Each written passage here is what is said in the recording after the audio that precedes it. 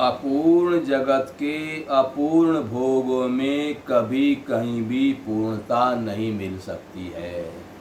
जगत भी अपूर्ण है क्योंकि ये पूरा नहीं होता। परमात्मा ने इसको बनाया है, फिर बार बार प्रलय महाप्रलय होता रहता है। तो ये जगत भी ऐसा नहीं है हमेशा रहता है, महाप्रलय में समाप्त हो जाता है, फिर भगवान द्वारा इसकी स्थापना करते हैं। ऐसे ही धर्म की बार बार भगवान स्थापना करते हैं। तो जो भोग है इसमें जगत में, वो भोग भी अपूर्ण है, उनसे कभी तृप्ति नहीं हो सकती। प्रणाली कोई भी सर्वथा पूर्ण नहीं हुआ करती। प्रणाली बनती है और तब तक उसमें खास बुराई नहीं आती, तब तक चलती है। एक छोटी सी संस्था बनाते हैं, वो कब तक चलती है? जब तक उसमें बुराई नहीं आती है। जब सब बेईमान हो जाते हैं, वो संस्था बंद हो जाती है, तो वो अपूर्ण नहीं हुई। तो ऐसे ही जगत भी है, भगवान के द्वारा बनाया गया है, ये भी अपूर्ण है, पूरा नहीं है। एक दिन जब इसमें खूब बुराइयां हो जाएंगी, धर्म नष्ट हो जाएगा, भगवान इसको समाप्त करेंगे और दोबारा फिर इसकी स्थापना करेंगे। तो इसमें जो भोग है वो भी अपूर्ण नहीं है, उनसे आप कभी तृप्त नहीं हो सकते। आप ये मानो कि हमें ये भोग मिल गए, हम तृप्त हो गए, तृप्त नहीं हो सकते। फिर और भोगों की इच्छा होगी, फिर उससे और बड़े बड़े भोगों की इच्छा होगी, तो ये इच्छा बढ़ती रहेगी। बुराई आते ही प्रतिक्रिया होती है और प्रणाली बदल जाती है। यही प्रकृति का नियम है। सत्य एक और पूर्ण होता है, वह कभी बदल नहीं सकता। सत्य सदा ही एक रस और एक रूप रहता है। चलते फिरते उठते बैठते खाते पीते सोते जागते श्वास के द्वारा नाम जप का अभ्यास सभी समय किया जा सकता है। और अभ्यास सिद्ध हो जाने पर तो नाम जप सदा सर्वदा अपने आप चलता रहता है। साधना अधिकारी भेद से 3 चालों से चलती है। चींटी की चाल, बंदर की चाल और पक्षी की चाल। चींटी की चाल धीरे धीरे चलती है और अनेक बाधा विघ्नों का सामना करती हुई बहुत देर में लक्ष्य तक पहुंचती है। बहुत दूर की यात्रा तो उसके लिए बड़ी कठिन हो जाती है। बंदर एक पेड़ से दूसरे पेड़ पर कूद जाता है और बहुत जल्दी रास्ता तय करता है, परंतु वह भी पेड़ों में दूर का फासला होने पर अटक जाता है।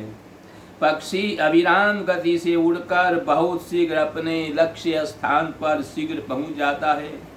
यह नियम नहीं है कि मनुष्य मात्र को इसी जीवन में पूर्णता प्राप्त हो जाए, ऐसा कोई जरूरी नहीं है। हजारों मनुष्यों में कोई एक ही इस पथ पर चलता है और आने वालों में भी अंत तक अविराम गति से चलकर लक्ष्य तक पहुंचने वाले तो बहुत ही थोड़े, कोई बिरले होते हैं। संसार के प्रलोभन इतने प्रबल होते हैं कि वे बुद्धिमान पुरुष की बुद्धि में भी भ्रम पैदा करके उसे संसार में फंसा देते हैं। सूर्य की किरणें सभी जगह पड़ती हैं, परंतु वे किसी को भी जला नहीं सकती। वे ही किरणें जब आज सी शीशे पर पड़ती हैं, तब बहुत सी एक ही केंद्र में इकट्ठी हो जाती हैं और उनसे ऐसी दाहिका शक्ति प्रकट होती है जो शीशे के उस पार रहे हुए तृण आदि को जला देती है, वस्त्र आदि को भी जला देती है। तब उसमें से ज्ञान की अग्नि पैदा होती है। इसी प्रकार एकाग्र मन पर जब भगवान की चैतन्य ज्योति का प्रकाश पड़ता है, तब उसमें से ज्ञान की अग्नि पैदा हो जाती है जो समस्त अज्ञान राशि को जला देती है। जैसे वृक्ष की जड़ में जल सींचने से सारे पेड़ में जल पहुंच जाता है, और इसी प्रकार एक भगवान की उपासना से सबकी उपासना एक साथ हो जाती है। जैसे सरकार की शक्ति से, सरकार की यथा योग शक्ति से उस शक्ति को पाए हुए अफसरों का यथा योग सम्मान और आदेश पालन करने की सरकार की सेवा हो जाती है। यानी अफसरों का यथायोग सम्मान होता है, जो सरकार के आदेश पर वहाँ बैठे हुए हैं, सरकार के आदेश की शक्ति से वे कार्य संचालन कर रहे हैं, उनका सम्मान होता है। उनकी आदेश पालन सरकार की ही सेवा है और उसे नियमानुसार करना भी आवश्यक है। वैसे ही भगवान की शक्ति से नियुक्त विभिन्न देवताओं की भी यथास्थान पूजा करनी आवश्यक है और उससे वस्तुतः भगवान की ही पूजा हो जाती है। सच्चा सौंदर्य मनुष्य के निर्मल और दैवी संपन्न, जो दैवी गुण संपन्न हृदय में है, न कि हड्डी चमड़ी के शरीर में है, वो तो हृदय में होते हैं। सच्चे महात्मा के दर्शन से पाप नाश होता ही है, परंतु यदि दर्शन करने वाला मनुष्य श्रद्धालु होता है तो उसे प्रत्यक्ष ऐसा अनुभव होता है मानो उसके पाप सूखी घास की तरह महात्मा की निर्मल नेत्र ज्योति से ही जले जा रहे हैं। विश्वासी भक्त को किसी सच्चे महात्मा के दर्शन हो जाएं तो उसे ऐसा लगता है मानो भगवान मिल गए हैं और सचमुच वह ऐसा अनुभव करता है कि दया, प्रेम, शांति, वैराग्य, समता, आनंद, ज्ञान और भगवान की अखंड अनुभूति आदि दैवी गुण दिव्य राज्य से उतरकर उस महात्मा के संकेत से मेरे अंदर प्रवेश कर रहे हैं। भगवान मुंह मांगी कामना पूरी नहीं करते, वे उसी कामना को पूरा करते हैं जिसमें हमारा कल्याण होता है। वे उस सद्वैद्य के समान हैं जो रोगी के रोग का निदान करके उसे उचित औषधि देता है। वे उस दवा के दुकानदार के समान नहीं हैं जो पूरी कीमत मिल जाने पर कोई भी दवा खरीदार को देता है, चाहे वह उसके लिए हानिकारक ही क्यों न हो।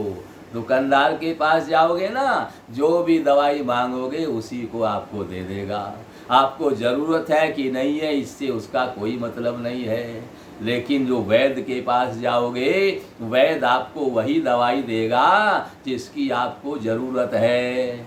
ऐसे ही भगवान भी आपकी हर कामना को पूरा नहीं करते, भगवान आपकी उसी कामना को पूरा करते हैं जिस कामना की आपको ज़रूरत है। तो भक्त के हट करने पर यदि कभी कोई ऐसी चीज़ भगवान दे भी दें तो साथ ही उस स्नेहमयी माँ की तरह रक्षा भी करते हैं। जैसे बच्चा रोता है, चिल्लाता है, कोई गलत चीज़ चाकू कैंची मांगता है तो माता उसे देती नहीं है, पर जब वो मानता ही नहीं है तो माता खुश करने के लिए दे तो देती है, लेकिन फिर साथ साथ घूमती है कि कहीं ये चाकू कैंची मार ना ले, अपने आप चोट ना खा जाए। ऐसे भगवान ज़्यादा जिद करने पर यदि कोई वस्तु दे भी दें तो माँ की तरह रक्षा भी करते हैं। जो बच्चे की हट करने पर उसे चाकू तो दे देती है, परंतु वह ध्यान रखती है कि उसे चोट न लग जाए। भगवान की दी हुई वस्तु असल में बुरा परिणाम करने वाली होती ही नहीं है, क्योंकि भगवान के मंगल मैदान में अमंगल की गुंजाइश नहीं है। निरंतर ये अनुभव करते रहना चाहिए कि भगवान की कृपा मेरे ऊपर अनवरत अपार रूप से बरस रही है। मैं ऊपर नीचे आगे पीछे सर्वत्र भगवत कृपा से सराबोर हूँ, भगवत कृपा में डूबा हूँ। भगवत कृपा से अलग होना चाहूँ तो भी मैं नहीं हो सकता। ऐसा निश्चय करना चाहिए कि मेरे लिए जो कुछ भी होता है सब भगवान की आज्ञा से होता है। भगवान की मर्जी के बिना पत्ता भी नहीं हिल सकता। जो कुछ हुआ है भगवान की मर्जी से हुआ है, और जब उसकी ऐसी मेरी मर्जी है तो मेरी भी ऐसी मर्जी है। यानी भगवान की मर्जी में अपनी मर्जी को मिला दो तो निहाल हो जाओगे, आनंद आ जाएगा, आनंद ही आनंद, आनंद के अलावा कुछ नहीं रहेगा। भगवान की मर्जी में अपनी मर्जी को मिला देने पर क्रोध भी बिल्कुल शांत हो जाएगा। क्रोध कब आता है? मेरी मर्जी चले, ऐसे नहीं, ऐसे होना चाहिए, ऐसे क्यों हो गया, और मेरी मर्जी चलेगी नहीं तो क्रोध आएगा। इसलिए जो हुआ है भगवान की मर्जी से हुआ है। जब भगवान की ऐसी मर्जी है तो मेरी भी ऐसी मर्जी है। भगवान की मर्जी में अपनी मर्जी को मिला दोगे तो फिर क्रोध नहीं आएगा। क्रोध आएगा अपनी मर्जी चलाने से और मेरी मर्जी चलेगी नहीं। इस प्रकार से भगवान की आज्ञा से जो होता है उसी में अपनी बात को, अपनी मर्जी को मिला देना चाहिए। उनकी देख रेख में और उनके मंगल विधान से होता है। उनके समान मेरा परम हितैषी दूसरा कोई नहीं है। फिर मैं उनके विधान पर प्रसन्न न होकर मन मैला क्यों करूं?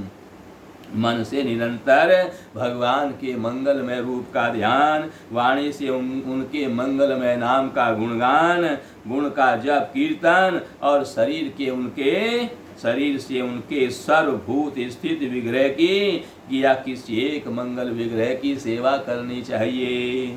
निरंतर यह ध्यान रखना चाहिए कि आयु बीती जा रही है, मृत्यु का क्षण समीप आ रहा है, अब बहुत ही थोड़ा समय शेष रह गया है। इस थोड़े से समय में ही भगवान का अनन्य भजन करके जीवन को सफल बनाऊं, क्योंकि मुक्ति जीते जी होती है। जीते जी आप मुक्त हो गए तभी अपने को मुक्त मानिए, वरना मरे हुए का जन्म निश्चित है और पैदा हुए की मृत्यु निश्चित है। अगर आपकी मृत्यु हो गई तब तक जीवन मुक्ति नहीं मिली तो फिर अगले जीवन में आपको फिर अभ्यास करना पड़ेगा।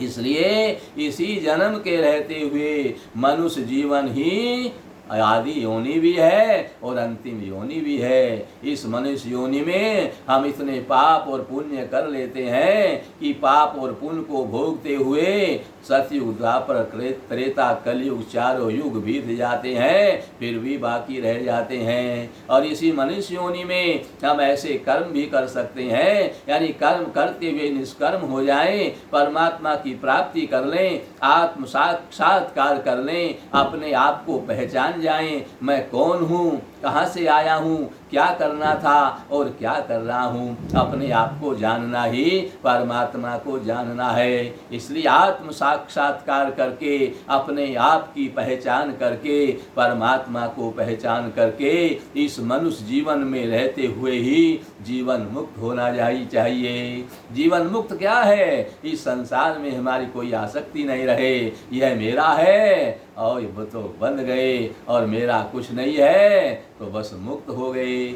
जब ऐसा अभ्यास हो जाए, अपना कुछ मानेंगे ही नहीं, मेरा यहाँ कुछ नहीं है, ये शरीर भी मेरा नहीं है, मान सम्मान भी मेरा नहीं है, अपमान भी मेरा नहीं है। जब ये ज्ञान हो जाएगा अंतःकरण से और उसका कोई प्रभाव हमारे शरीर पर, हमारी अंतरात्मा पर नहीं पड़ेगा, तब जानो हम जीवन मुक्त हो गए। और जरा सा किसी ने अपमान किया और हमें महसूस हुआ, किसी ने सम्मान किया हमें महसूस हुआ, तो समझो भी जीवन मुक्त नहीं हुए, फिर लौट करके आना पड़ेगा। इस प्रकार से इस संसार में रहो कि यहाँ हमारा कुछ नहीं है। मान हो तो ठीक, अपमान हो तो ठीक, सभई मान प्रद आपू अमानी। सबका सम्मान करिए और अपने सम्मान की इच्छा भी मत करिए। इस प्रकार से जीते जी मुक्ति हो गई, जीते जी मुक्त हो गए तो ही आपको जीवन मुक्ति मिलेगी। इसलिए कह रहे हैं, सोचना चाहिए कि अब बहुत थोड़ा समय रह गया है, इस थोड़े से समय में ही भगवान का भजन करके जीवन को सफल बनाना है। संसार जो कुछ है सब भगवान है, कण कण में वही परमात्मा है। निज प्रभु में देखूं सर्व जगत, कही सन करम विरोध। जब कण कण में वही परमात्मा है, किससे बैर करूं, किससे प्रेम करूं, यानी सभी मेरे अपने हैं। संसार जो कुछ भी है जब भगवान है, और संसार में जो कुछ हो रहा है सो सब भगवान की लीला हो रही है। बस यहाँ लीला में और लीला के सिवा और कुछ भी नहीं है। गंगा जी में इसलिए पाप नाश की शक्ति है कि वे भगवान के पाद पद्म से निकली हैं, भगवान के चरणों से निकली हैं। भगवान के चरणों से निकलने के कारण उनमें पाप समाप्त करने की शक्ति है। और भक्त इसीलिए सबको पावन करता है कि वह परम पावन भगवान का भजन करता है। जो भगवान का भजन करता है परम पवित्र है, वही सबको पवित्र कर सकता है। इसलिए राम के भक्त के द्वारा भी हमारा कल्याण हो जाता है। जब भरत जी ने सीता जी से वरदान मांगा कि मुझे राम जी के चरणों की भक्ति दे दो, मुझे तो जन्म जन्म रति राम पद। और जब शत्रुघ्न जी का नंबर आया तो सीता जी ने पूछा कि तुम्हें भी राम जी की भक्ति दे दूं, तो शत्रुघ्न बोले नहीं माँ, मुझे राम जी की भक्ति नहीं, मुझे राम जी के भक्तों की सेवा दे दो। राम जी की सेवा में भक्त लगे रहेंगे, उन भक्तों की सेवा कौन करेगा? अर्थात भरत जी राम जी की सेवा करेंगे तो मैं भरत जी की सेवा में रहूँगा। क्योंकि जितनी सेवा भगवान की भक्ति करने से होती है, जितना लाभ भगवान की सेवा करने से होता है, जितना लाभ भगवान की भक्ति करने से होता है, उससे भी ज़्यादा लाभ भगवान के भक्तों की सेवा करने से होती है। इसलिए निरंतर हमें भगवान के भक्तों की सेवा करनी चाहिए। भगवान के भक्तों की सेवा करने से भगवान और भी ज़्यादा प्रसन्न होते हैं, और भगवान के भक्तों को दुख देने से भगवान क्रोधित होते हैं। जो अपराध भगत कर करही, राम रोष पावक समझरही। भगवान के क्रोधाग्नि से जल करके वो भस्म हो जाता है। जो भगवान के भक्तों को दुख देता है, जो भगवान के भक्तों को पीड़ित करता है, जो भगवान के भक्तों को दुखी देता है, वो हमेशा दुखी रहता है। भगवान उससे कभी प्रसन्न नहीं हो सकते। इसलिए भगवान के जो भक्त हैं उनकी सेवा करनी चाहिए, उनको कोई पीड़ा नहीं देनी चाहिए, उनको कोई दुख नहीं देना चाहिए, तो हमारा जीवन सफल हो जाएगा। और भगवान की भक्ति करने से जो लाभ होगा उससे भी ज़्यादा लाभ हमें हो जाएगा। तो हमें इस मनुष्य शरीर में रह करके काम क्रोध मद लोभ मोह मत्सर इन 6 शत्रुओं से बचना चाहिए, और यहाँ अपना कुछ भी नहीं मानना चाहिए। ये समझो कि हम किराए के मकान में आए हैं, जब तक किराया दे रहे हैं तब तक शांति से रहेंगे, जब किराया नहीं देंगे यहाँ से निकाल दिए जाएंगे। तो ये शरीर किराए का मकान है, और इस शरीर का किराया है 3.5 करोड़ भगवत नाम जप। जब तक 3.5 करोड़ भगवत नाम जप नहीं करोगे, तब तक आपको मृत्यु से भय लगेगा कि मर करके जाएंगे। मकान मालिक यानी परमात्मा किराया मांगेगा, कहाँ से देंगे, हमने दिया ही नहीं। और जो बराबर किराया देते जा रहे हो तो आपको मृत्यु से भी कोई भय नहीं लगेगा। आप तो किराया दे रहे हो, भगवान मिलेंगे कोई बात नहीं, कहेंगे कि हमने तो किराया बराबर दिया है, आप अपने रजिस्टर में देख लो, तो हमें चिंता नहीं होगी। तो अपना काम हमें पूर्ण करके रखना है, अपने काम में पीछे नहीं हटना है, और सभी कर्म भगवान को प्रसन्न करने के लिए करने हैं। और दूसरा कोई भी हमारा इच्छा नहीं होनी चाहिए। कोई दूसरी इच्छा रहेगी तो फिर संसार से मुक्ति कैसे मिलेगी? इसलिए हमें हर हाल में मस्त रहना है, परमात्मा का स्मरण करना है, मनुष्य जीवन रहते रहते परमात्मा की प्राप्ति कर लेनी है, आत्म साक्षात्कार कर लेना है, अपने आप को पहचान लेना है, मैं कौन हूँ, कहाँ से आया हूँ, क्या करना था, क्या कर रहा हूँ, ये सब जानकारी हमें, ये ज्ञान इसी मनुष्य शरीर में प्राप्त करना है। जीते जी मुक्ति को पाना है, जीते जी भगवान को प्राप्त करना है। नारायण नारायण।